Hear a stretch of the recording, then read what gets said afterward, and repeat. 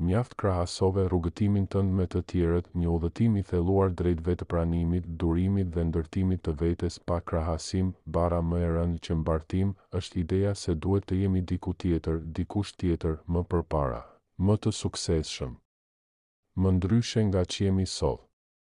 Një e vërtetë e heshtur që shumë njerëz e ndjejnë, por rrallë e pranojnë, pjesa e parë, kur fillon krahasimi, që fëmijë jemi mësuar të krahasohemi, shiko kushte i mirë është vëllai yt. Shiko notat e shokut të klasës. Pse nuk je si fqinji, ai është shumë më i rregull. Ky sistem i krahasimit rrënjoset thellë në psikikën tonë. Dhe kur rritemi, ky mekanizëm vazhdon të na ndjek si hije. Sot, nuk na krahasojnë më të tjerët, ne e bëjmë vetë.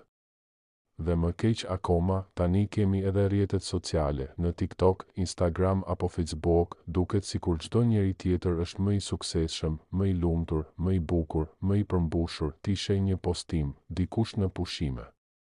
Një tjetër që merr çelsat e makinës së re, një çift që sapo është fejuar, një tjetër që feston një biznes të ri, 100 këndjekës, një shtëpi të re, dhe në mendjen tënde ndodh një klik i heshtur, po unë çfarë kam bërë me jetën time? Po unë pse nuk kam ende sukses? Po unë pse s'jam në atë nivel? Krahasimi është helm i ngadalshëm. Fillon me një ndjesi të lehtë pa kënaqësie dhe përfundon me çaktivizim total të vetbesimit. Pjesa e dytë, rrënjët e ndjenjes jam vonë, kjo ndjenje e tmerrshme e të qenit pas, lind nga një mit që shoqëria e ka ndërtuar, të gjithë duhet të kemi një jetë perfekte deri në një moshë të caktuar. Por realiteti është shumë më ndryshe, dikush martohet në 22 dhe divorcohet në 30, dikush martohet në 40 dhe jeton një dashuri të vërtetë, dikush bëhet milioner në të 25 Dikush tjetër e fillon nga 0 në të 50 dikush bëhet në 20. Dikush tjetër pas një dekade luftë me infertilitetin, nuk ka rrugë të njëjtë për të gjithë. Nuk ka skenar të vetëm, jeta nuk është një garë me orar. Ajo është një udhëtim i thellë, personal dhe plot kthesa. Pjesa e tretë, çfarë humbim kur krahasohemi?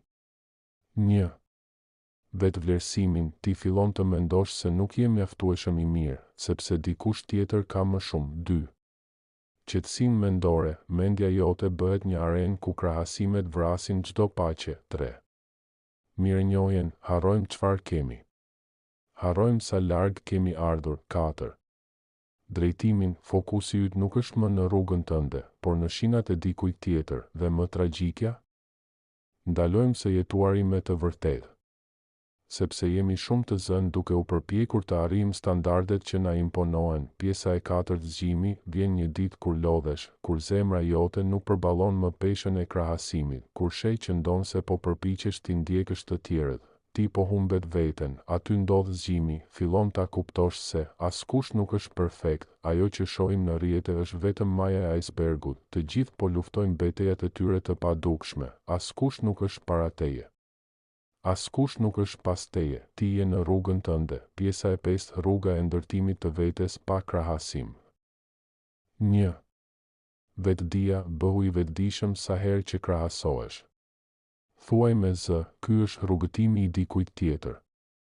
Nuk është imi. 2. Mirënjohje aktive, çdo mëngjes shkruaj 3 gjëra për të cilat je mirënjohës. Edhe gjërat më të vogla, mirënjohja të ndihmon të shohësh çfarë ke, jo çfarë të mungon. 3. Kujto betejat e tua, kujto çfarë ke përballuar, kujto ditët që mendove se nuk do mbijetoje, kujto plagët që i ke kthyer në forcë, kujto hapat e vegjël që kanë bërë një ndryshim të madh. 4. Redukto ekspozimin ndaj krahasimeve të rreme, unfollow llogari që të bëjnë të ndihesh keq, mos lejo që jetët perfekte në internet të helmojnë paqen tënde. 5. Fokusohu tek përmirësimi, jo tek krahasimi. Në vend që të thuash dua të jem si ai ajo, thuaj, çfarë mund të përmirësoj sot, krahasuar me vetveten e djeshme? Pjesa e 6, një letër për ty që mendon se është vonë, i dashur njeri, e di që ndonjëherë të duket sikur je mbetur mbrapa, sikur të gjithë po ecin përpara, ndërsa ti rri në vend, por ndalo pak. Merr frym, shiko pas, nuk je më aty ku ke qenë, shiko para. rruga jote vazhdon, nuk është vonë për ty, nuk është tepër vonë për asgjë. Në çdo moment mund të fillosh nga e para, në çdo hap mund të ndryshosh drejtim.